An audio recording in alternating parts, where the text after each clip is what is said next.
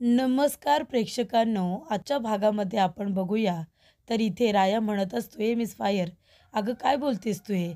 तेव्हा इकडे मंजिरी म्हणत असते, "हो राया, मागच्या वेळेला जेव्हा तू मला तुझ्या कुटुंबाबद्दल सगळं काही सांगितलं होतंस, त्यानंतर मी तुझ्या घरी गेले होते. तुझ्या गावी जाऊन, तुझ्या घरी जाऊन मी चौकशी केली होती. तेव्हा तिथे मला काहीही सापडलेलं नाही आहे. याचा अर्थ हाच होतो की तुझे आई आणि भाऊ हे दोघे जण जिवंत आहेत. तुझी आई आणि भाऊ हे जिवंत आहेत. ते जळलेले नाही आहेत." तेव्हा इथे राया म्हणत असतो, "मिस फायर, अगं तू कशाला या सगळ्यामध्ये पडतेस?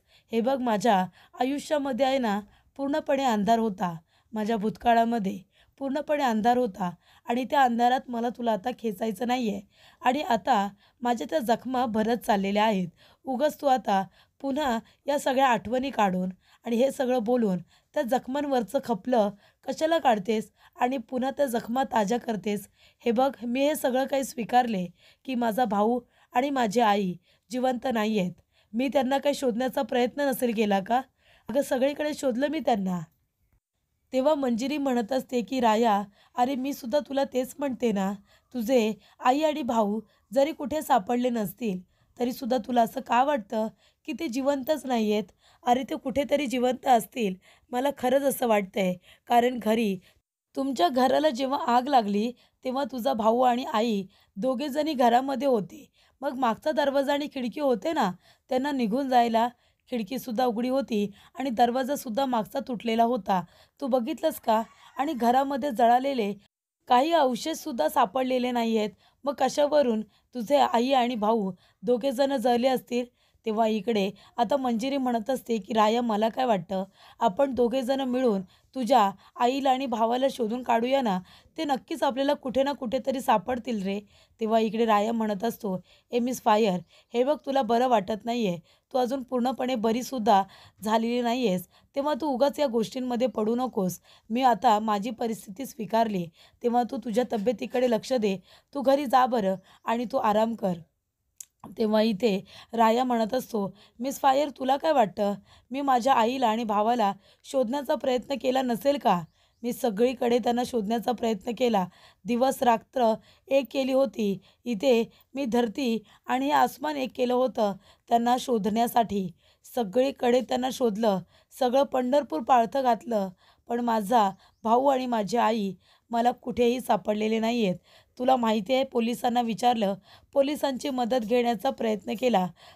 पण त्यांनीसुद्धा मला तेच सांगितलं की तुझी आई आणि भाऊ दोघेजण जिवंत नाही आहेत म्हणून.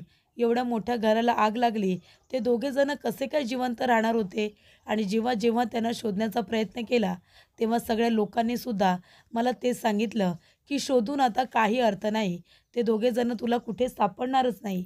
पण तरीसुद्धा मी हार नाही मानली. मी सगळीकडे त्यांना शोधलं, पण नाही सापडले.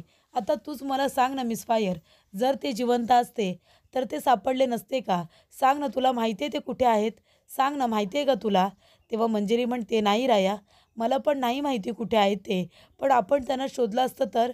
तेव्हा इकडे राया म्हणत असतो, "हे बघ, आता त्या जुन्या गोष्टी उकरून काढू नको. मला पुन्हा मग त्या गोष्टींचा त्रास होतो." तेव्हा इकडे मंजिरी म्हणत असते की "राया, तू कितीही नाही म्हणालास ना, तरीसुद्धा तुझी आई आणि भाऊ दोघेजण कुठे ना कुठेतरी जिवंत आहेत. पण त्यांना आपण शोधलं पाहिजे. तू जरी माझ्याबरोबर नसलास ना, तरीसुद्धा मी थांबणार नाही आहे. मी त्यांना शोधण्याचा परिपूर्ण प्रयत्न करेन." पण इथे आता मंजिरी हे सगळं आपल्या मनामध्ये म्हणते. रायाचा चेहरा उतरलेला असतो. मंजिरी म्हणते, "ठीक आहे राया, हा विषय मी संपवायला हवा आहे ना. ठीक आहे, विषय मी संपवला. तुला जर त्रास होत असेल तर मी आता हा विषयसुद्धा पुन्हा काढणार नाही. जाऊ दे बरं, चल. तू सुद्धा आता विचार करू नकोस. मी उगाचच इथे हा विषय काढायला आले. बरं ठीक आहे, आता मी जाते घरी. पण त्याआधी तुझा चेहरा मला हसरा बघायचा आहे. आता मला हसून दाखव बरं." तेव्हा इकडे मंजिरीला सुद्धा वाईट वाटत असतं. रायाच्या फॅमिलीचा विषय निघाल्यानंतर रायाला फारच जास्त वाईट वाटत असतं. हे मंजिरीच्या लक्षात येतं. मंजिरी म्हणते, "बरं ठीक आहे." कारण राया तिला म्हणतो, की "आता हा विषय सारखा काढू नकोस. हा विषय माझ्यासाठी संपला आहे. तू सुद्धा आता हा विषय संपवून टाक." ती म्हणते, "ठीक आहे, विषय संपला, पण आधी हसून दाखव." तेव्हा इथे राया वरचेवर तिला आता स्माईल करून दाखवतो. त्यानंतर प्रेक्षकांनो, राया म्हणतो, की "आता जा, मिस फायर घरी जा, आराम कर." तेवढ्यातच निखिल येतो. निखिल म्हणत असतो, "अगं ताई, लवकर घरी चल." तेव्हा इकडे आता मंजिरी म्हणत असते, "काय झालं निखिल? अरे मी घरी सांगून आले होते की मी बाहेर चालले म्हणून." तेव्हा निखिल म्हणतो, "तरीसुद्धा जिजीने तुला लवकरात लवकर बोलवलंय." तेव्हा इकडे निखिल म्हणतो, की "त्या जयचे आई-वडील आलेत आणि जय पण आलाय लग्नाची बोलणी करायला."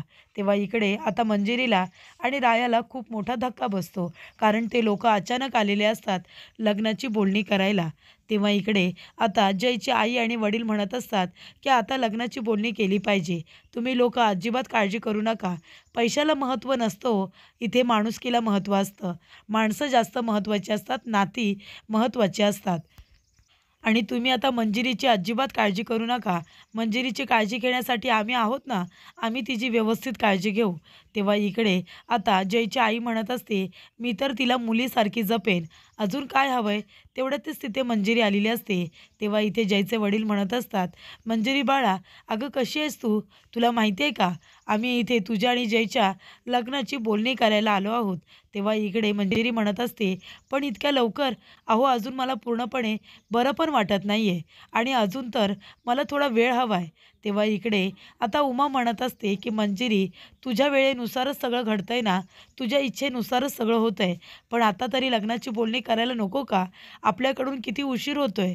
तेव्हा नाना म्हणतात, "पण उमा, अगं तिला जर वेळ हवा आणि तिला अजून पूर्णपणे बरं वाटत नाहीये, तर जबरदस्ती करून काय उपयोग आहे? लग्न तिला करायचं आहे ना, मग तिला जर ही जबरदस्ती नको आहे, तर आपण नाही केलेलीच बरी." तेव्हा उमा म्हणते, "असं काय बोलताय तुम्ही? अहो, मुलीला अजून किती दिवस घरामध्ये बसून ठेवायचं? लग्न करायला नको का? आणि कधी त्यांचं लग्न ठरवून ठेवलंय माहिती आहे ना तुम्हाला?" तेव्हा इकडे जय म्हणत असतो, की "मंजिरी, मला माहिती आहे, हे सगळं तू बोलत नाही आहेस. तुझ्या तोंडून दुसरंच कुणीतरी बोलतंय. हे सगळे शब्द त्या रायाचे आहेत हे माहिती आहे मला." तेव्हा शशिकला म्हणते, "नाहीतर काय, एवढं चांगलं स्थळ आलंय, लग्न करून मोकळं व्हायचं, तर त्या रायाचं ऐकते आणि इथे नकार देते."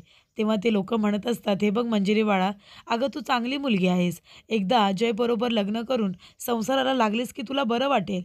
तेव्हा इकडे मंजिरी म्हणत असते, "मला माफ करा, पण मी स्पष्टपणे सांगते, मी आता बरी होईन की नाही मला माहिती नाही. माझं काही खरं नाही आहे. तुम्ही प्लीज जयसाठी दुसरी कुठली छान मुलगी बघा आणि तिच्याबरोबर त्याचं लग्न लावून द्या. पण मी त्याच्याबरोबर लग्न करू शकत नाही." त्यानंतरला इथे आता जयचे आईवडील म्हणत असतात, "आम्हाला तुमची मुलगी साधीभोळी वाटायची, पण किती उद्धट मुलगी आहे तुमची. आई-वडील इथे असताना सरळ तोंडावरती नकार देऊन मोकळी झाली. असं कोणी बोलतं का? आई-वडिलांचं काय म्हणणं आहे ते ऐकून घ्यायला नको?" तेव्हा शशिकला म्हणते, "अहो, ती अशीच उद्धट आहे. तुम्हाला माहिती नाही, ती कुणाचीच पर्वा नाही करत. आणि आता जेही काही ते बोलते ना, हे स्वतःचं म्हणणं तर नाहीच आहे. तो राया जे काही बोलतोय ना, तेच ऐकून सगळं काही बोलते." तेव्हा इकडे जयची आई म्हणते, "अगं मंजिरी, असं नको करू. जयसारखा मुलगा तुला शोधूनसुद्धा सापडणार नाही. अगं कामाला चांगला आहे, चांगला कमवतो, तुझ्यावरती प्रेम करतो आणि त्याला कधीपासून तुझ्याबरोबर लग्न करायचं आहे, म्हणून तो तुझ्यासाठी थांबला आहे आणि आता सरळ नकार देऊन मोकळी होतेस तू. हे बरोबर नाही आहे." तेव्हा इकडे मंजिरी म्हणत असते, "हे बघा, तुम्ही आता मला जे बोलायचं आहे ते बोला, पण माझं बोलणं आता बदलणार नाही आहे. मी माझ्या मतावरती ठाम आहे. तुम्हाला जे काही बोलायचं आहे ते मला बोललात तरी चालेल, मला काही फरक पडत नाही."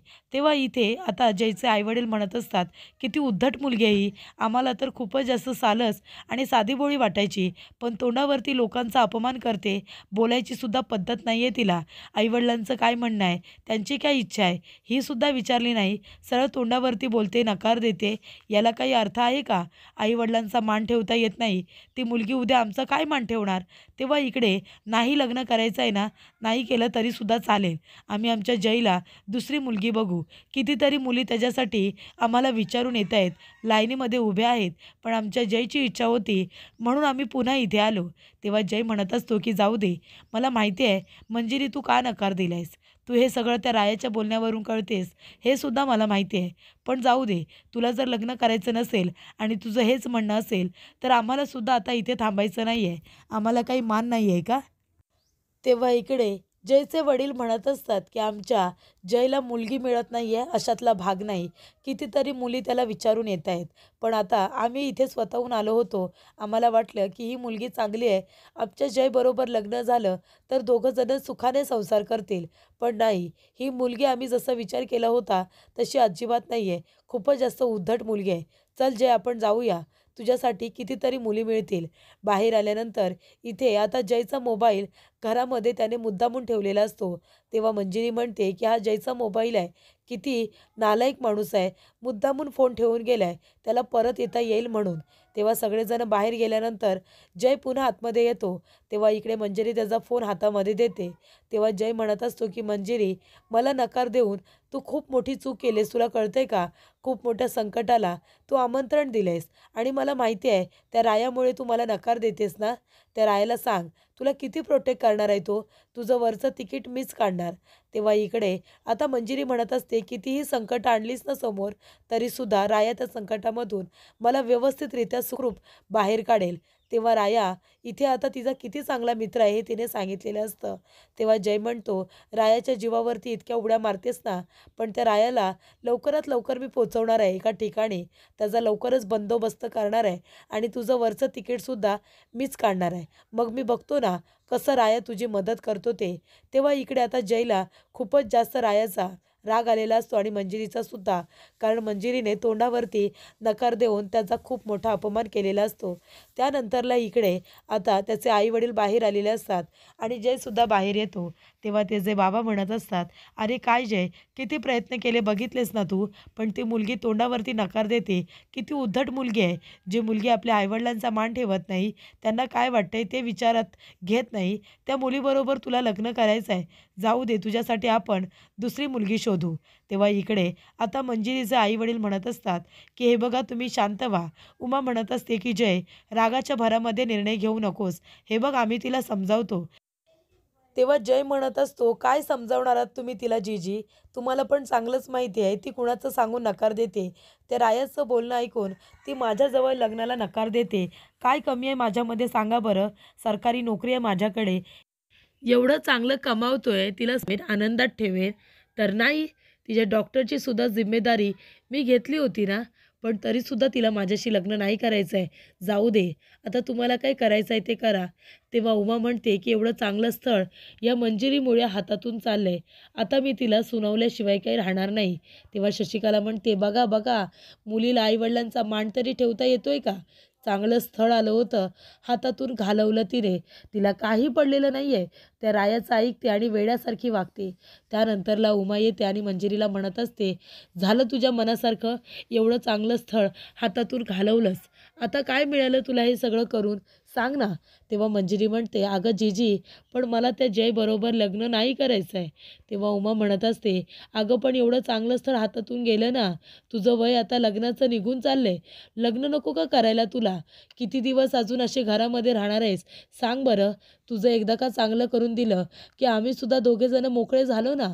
तेव्हा इकडे आता जयसारखा मुलगा शोधून तरी सापडणार आहे का? तो राया गुंड. त्या गुंडाचं ऐकून तू नकार दिलास का? तेव्हा इकडे आता नाना म्हणत असतात की तो राया गुंड आहे. तुला कुणी सांगितलं? ज्या जयचं तू एवढं कौतुक करतेस, तुला असं वाटतंय मंजिरी रायाचं सगळं ऐकून बोलते, पण असं नाही आहे. तिला असं मत काय आहे की नाही? मग मंजिरी जर बोलली तर तू जयची बाजू घेऊन बोलतेस, तू जयचे शब्द बोलतेस, मग तू काय बोलणार आहेस? तेव्हा मंजिरी आता गप्पच बसलेली असते. इथे उमा म्हणते की ठीक आहे, जरी मी जयचे शब्द बोलत असेन तरी काय चुकीचं आहे? अहो, चांगला कमवतोय, धमवतोय, चांगल्या पगाराची नोकरी करतोय, घरदार चांगलं आहे, अजून काय पाहिजे? मंजिरीला आनंदात ठेवेल. तेव्हा इकडे मंजिरी म्हणते की तो चांगला माणूस नाही आहे. तेव्हा नाना म्हणत असतात की अगं, जेव्हा मंजिरी आजारी होती तेव्हा हा गुंड माणूस राया तिच्याजवळ बसून होता. तिला काय हवं नको ते बघत होता. ती आजारी झाल्यानंतर त्याच्या मनाची तलमल ही मी त्याच्या डोळ्यामध्ये बघत होतो. त्याला किती त्रास होत होता. तो दिवस रात्र आपल्या मंजिरीची काळजी घेत होता. मग रायाचा चांगुलपणा हा तुला दिसत नाही आहे का? आणि जयचा मोठेपणा सांगतेस तू उमा. अगं, कुठे होता तो जय जेव्हा आपली मंजिरी मरणाच्या दारामध्ये उभी होती? सांग ना, कुठे होता? मोठ्या डॉक्टरांना सांगितलंय, मोठ्या डॉक्टरांजवळ बोलणं झालंय. अगं, कुठला एक तरी कितीतरी मोठा डॉक्टर तो तिथे घेऊन आला. कधी आपल्या मंजिरीला गरज होती तेव्हा तो तिच्याबरोबर होता. सांग ना, होता का एकदा तरी? नाही. मग तुला असं का वाटतंय की जय खूप चांगला मुलगा आहे? मग मंजिरीला बरोबरच वाटतंय तो तिच्यासाठी योग्य नाही आहे. तुला जसं असं वाटतंय की जय हा चांगला मुलगा आहे, तसं मंजिरीला वाटतंय की राया चांगला मुलगा आहे. आणि हे बघ उमा, अगं दिसतं ते चांगलं असतं असं नाही, दिसतं तसं नसतं.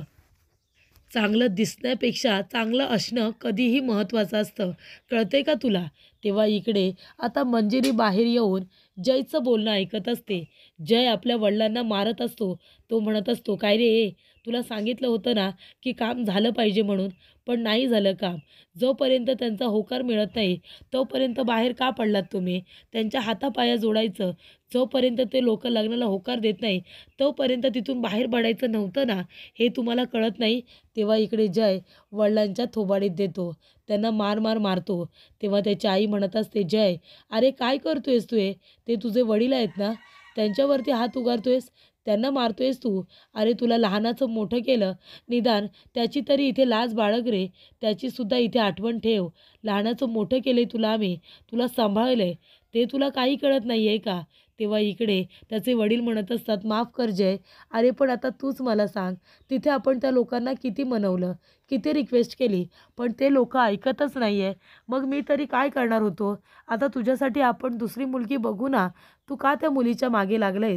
तेव्हा इकडे जय म्हणतो, "गप्प बसा तुम्ही, गप्प बसा, नाहीतर दोघांनाही बरोबर धडा शिकवेन. कळलं का तुम्हाला?" तेव्हा इकडे आता जय स्वतःच्या आईवडिलांना सुद्धा सोडत नाही. त्यांनासुद्धा इथे मारत असतो. कारण इथे जोपर्यंत नाना आणि जीजी लग्नाला होकार देत नाही तोपर्यंत त्यांनी बाहेर पडायचं नाही, असं जयने सांगितलं होतं. पण इथे प्रेक्षकांनो, मंजिरीने तोंडावरती नकार दिल्यामुळे त्या लोकांनासुद्धा आता राग आलेला असतो. त्याचबरोबर इथे मंजिरी आपल्या रूममध्ये येते आणि म्हणत असते की हा जय किती नालायक माणूस आहे. आपल्या आईवडिलांना मान देत नाही. तो स्वतःच्या आईवडिलांची इज्जत करत नाही. तो माझी काय इज्जत करणार आहे? आज तो त्याच्या आईवडिलांना मारतोय, उद्या मला मारायला काय कमी करणार आहे? तेव्हा इथे मंजिरीने रायाला फोन केलेला असतो. ती म्हणत असते की ही गोष्ट रायाला सांगितली पाहिजे. तेव्हा इकडे मंजिरी म्हणते, "राया, अरे कुठे आहेस तू?" तेव्हा राया म्हणतो, "मी माझ्या अड्ड्यावर आहे." "का, काय झालं?" तेव्हा इकडे मंजिरी म्हणते, "तुला माहिती आहे का राया, तो जय त्याच्या आईवडिलांना घेऊन आला होता आणि तो आहे ना त्याच्या आईवडिलांना मारत होता." तेव्हा इकडे आता राया म्हणत असतो की "बघितलं मिस फायर, अगं मी तुला हेच तर सांगण्याचा प्रयत्न करतोय ना की तो खूपच जास्त जय घोरपडे नालायक माणूस आहे. अगं तो त्याच्या आईवडिलांची किंमत करत नाही, तो तुझी काय करणार आहे?" तेव्हा इकडे मंजिरी म्हणते, "जाऊ दे ना, मला काय करायचं आहे आता? माझी किंमत करो नाही तर नाही करू, मी कुठे त्याच्याबरोबर लग्न करणार आहे." तेव्हा इकडे राया म्हणतो, "म्हणजे मिस फायर काय बोलतेस तू?" तेव्हा मंजिरी म्हणते, "मी त्याला लग्नाला नकार दिलाय. मी त्या जयबरोबर लग्न नाही करणार आहे. मी नकार दिला तोंडावरती." तेव्हा इकडे मंजिरी म्हणते, "त्या जयबरोबर मला कधीच लग्न करायचं नव्हतं, कारण तो चांगला माणूस नाही आहे. कळते का तुला? पण एक गोष्ट मला कळत नाही आहे की कुणी आपल्या आईवडिलांना कसं काय मारू शकतं? आपल्या वडिलांवरती हात उगारू कसं काय शकतं?" तेव्हा इकडे राया म्हणतो, "अगं तो नालायक माणूस आहे. तो वडिलांवरती हात उगारूच शकतो. त्याच्याकडून काय आपण चांगलेपणाची अपेक्षा ठेवायची?" तेव्हा इकडे आता रायाला मनामध्ये आनंद झालेला असतो की इथे मंजिरीने जयबरोबर ठरलेलं लग्न मोडलेलं असतं. तो म्हणतो, "मिस फायर, अगं या दिवसाची तर मी आतुरतेने वाट बघत होतो. मला तर हेच हवं होतं." तेव्हा इकडे मंजिरी म्हणते, "राया, अरे कुठे हरवलास? मी काय बोलते ते ऐकतोयस ना?" तेव्हा राया म्हणतो, "हो ऐकतोय ना." तेव्हा इथे मंजिरी म्हणत असते की "मला असं वाटतंय की नक्कीच या जयबरोबर काहीतरी घडलंय. अशा वागण्यामागे नक्कीच काहीतरी कारण आहे. आपल्याला ते जाणून घ्यायला हवं आहे ना. त्याच्या आईवडिलांना जाऊन भेटायला हवं. नेमकं विचारायला हवं की जयच्या अशा वागण्यामागे काय काय कारण आहे?" तेव्हा इकडे राया म्हणतो, "अगं मिस फायर, अगं कशी आहेस गं तू? तो एवढा नालायक माणूस आणि तो असं का वागतोय? त्याच्या मागे सुद्धा काहीतरी कारण असेल असं वाटतंय तुला? जाऊ दे. अगं त्या नालायक माणसाची कशाला हवी आपल्याला माहिती?" तेव्हा इकडे मंजिरी म्हणते, "नाही, पण मला जाणून घ्यायचं आहे. मला त्याच्या आईवडिलांचं फार वाईट वाटतंय रे. म्हणजे त्यांना मारलं ते मला अजिबात आवडलेलं नाही आहे. तेव्हा मला जाऊन आता विचारपूस करायचीच आहे." तेव्हा इकडे प्रेक्षकांनो आता मंजिरी रायाच्या आईवडिलांना भेटायला आलेली असते. तर पुढील भागामध्ये आपण बघूया इथे मंजिरी आता जयच्या घरी येते आणि जयच्या आईवडिलांना विचारते की काल मी बघितलं जयने तुमच्यावरती हात उगारला. जय असं काय आहे आणि तो तुमचा मुलगा नाही आहे का? तेव्हा इकडे आता जयची आई म्हणते की जय लहान असताना आम्ही त्याला दत्तक घेतलं होतं आणि आम्ही त्याला लहानाचं मोठं केलंय. पण जय असा का वागतो त्याचं खरंच कारण आम्हाला काहीच माहिती नाही आहे. तेव्हा इकडे आता मंजिरी म्हणते काय जय तुमचा सख्खा मुलगा नाही आहे?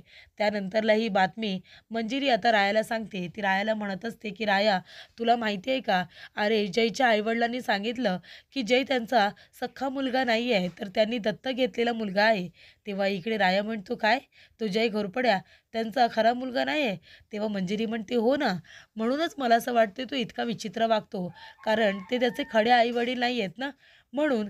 तेव्हा इकडे आता जयचा माणूस त्याला बातमी देतो की ती मंजिरी तुमच्या घरपर्यंत पोचली तुमच्या आईवडिलांना भेटायला. तेव्हा जय म्हणत असतो की मंजिरी तुला माहिती नाही आहे तू सापाच्या शेपटीवरती पाय दिलायस. आता हा साप कसा फणा काढेल आणि कसा तुला धाडस शिकवेल ना हे लवकरच कळेल तुला. असं इकडे आता राया रागाच्या भरातच अगदी हे सगळं बोलत असतो.